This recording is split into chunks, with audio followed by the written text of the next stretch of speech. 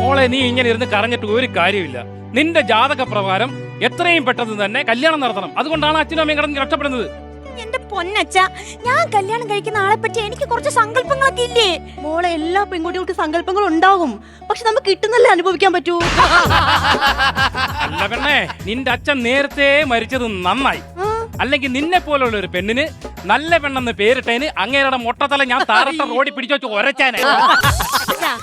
അമ്മ എന്താണ് ഒന്ന് പറയുന്ന മനസ്സിലാക്കി. എനിക്ക് കല്യാണം വേണ്ട, എനിക്കിനി പഠിക്കണം അച്ഛാ. മോളെ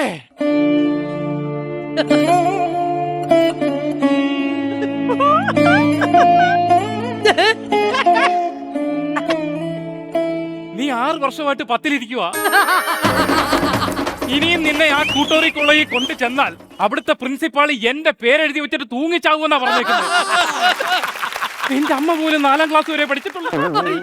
മറ്റുള്ളവര് മുമ്പേ അവളെ നീ നാണം കെടുത്താനാണോ പരിപാടി? വേണ്ട,